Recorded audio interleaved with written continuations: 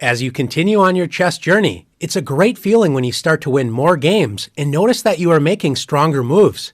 If you really want to take your game to the next level, it's essential to start thinking about your opponent's moves and truly understanding their ideas before deciding on your own move. The most obvious idea behind an opponent's move is a check, such as Queen b1, delivering a check to our king.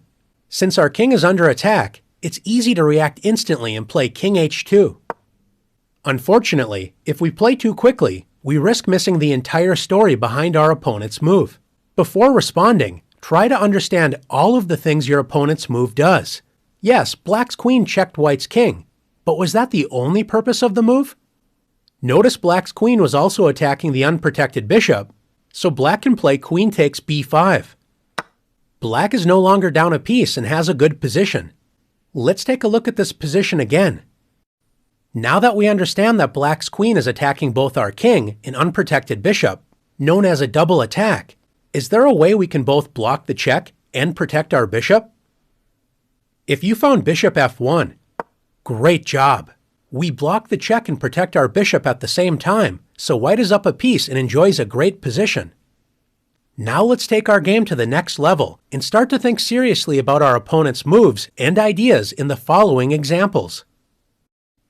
In this position, after Black plays knight b4, instead of immediately focusing on what we should do, let's make sure we understand the point behind Black's last move. When a knight begins to jump, we want to carefully consider where it may land. Knight takes a2 looks pointless because we can simply capture it with our rook. Where else is the knight attacking? That's right, the pawn on c2. Notice that Black's bishop on f5 is also attacking that pawn. A common mistake is to understand that our pawn is under attack and then decide to move it with c3, attacking Black's knight and moving the pawn to safety. How could this be a mistake? Unfortunately, the knight wasn't just attacking the pawn, it was also attacking the c2 square. So Black can play knight c2 check, forking White's king and rook on a1. White should make the best out of a bad situation and move the king, because if White plays queen takes c2, Black wins a queen for a knight with bishop takes c2. Let's take a second look at this position and try to find a better option for White. Since Black has two pieces attacking the c2 square, and we only have one defender, the queen, what should we do about this threat? If we play e4, trying to block the Black bishop's diagonal, Black will simply capture the pawn with the bishop, and we still have to solve our main problem, the weak c2 square. Feel free to pause the video if you'd like more time to think about the position. If you found the defensive resource knight a3, great job! We don't usually like moving our knight to the edge of the board where it controls fewer squares, but this inconvenience is easier to accept than losing a serious amount of material.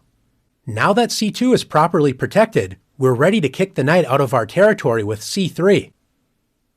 And if Black plays knight takes c2 check, as long as we capture with our least valuable defender first with knight takes c2, bishop takes c2, and queen takes c2, after all of the trades, White is up an extra bishop for a pawn, so Black should have spent more time thinking about the consequences of our knight a3 move before capturing the c2 pawn. Let's continue to work on understanding the ideas behind our opponent's moves. In this position, White decides to play queen f6. Take a moment to understand all of the ideas behind White's last move. You may notice Black's rook on d8 is under attack. So with that information in mind, Black may play rook e8, moving the rook to safety and adding a second attacker to the e4 pawn. Before deciding on our move, don't forget to ask, what are all of the ideas behind my opponent's last move? It is true that White's queen attacks 3 pawns, but none of these moves look very good. Remember to always look for checks and captures. In this case, White can win the game immediately with queen g7. Checkmate. After carefully considering all of the ideas behind our opponent's last move, how can we both prevent checkmate and protect our rook on d8? It might not look possible, but your knight on c5 is ready to come to the rescue. Where can you move your knight to stay in the game?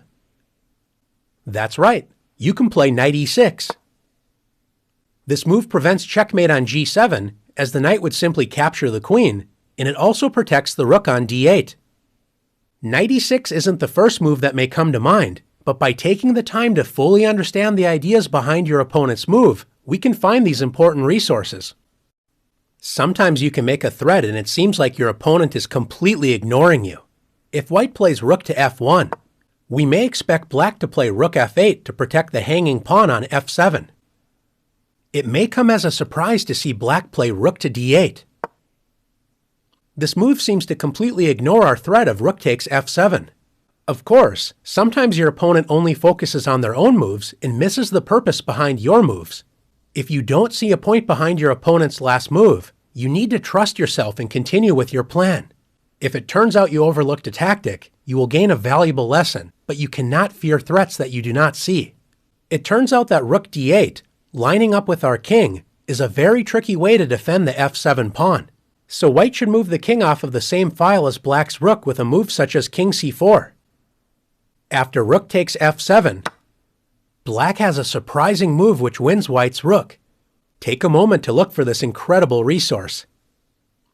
If you found the powerful move knight e5 check, excellent job. The pawn on d4 cannot capture the knight as it would put our own king in check, which is illegal. And after white moves the king to safety with a move such as king e2, black wins the rook with knight takes f7. Let's take a look at one more example together. Chess is such a beautiful game as there are so many layers to discover. In this position, black plays knight takes b3. What is the point of this move? It looks like black is simply offering a trade of pieces. One way to help improve your game is to ask yourself every time your opponent makes a move, if my opponent had another move, what would they play? We might assume black would simply move the knight to safety and be up a piece. If white doesn't think carefully about this question and simply plays a takes b3, white is in for a rude awakening. When you ask, if my opponent had another move, what would they play? Always look at every single check and capture your opponent can play, because these are the moves that may cost you the game, as in this case, with queen c1. Checkmate. Since black's threat is queen c1 checkmate, you might make a quick decision and play a move like g3, opening up an escape square for your king. Before deciding to not recapture black's knight and accept being down a piece, is there another way to capture black's knight and prevent checkmate? Notice white's queen is on c7, and it could guard the checkmate square if the c2 pawn wasn't in the way. This means we can play c takes b3. So now black cannot play queen c1, as we would simply capture the queen. You've done an excellent job working through one of the most important skills to develop, always looking out for your opponent's moves and making sure you understand the ideas hidden behind them. Now let's stay alert and remain one step ahead of our opponent's moves and the challenges.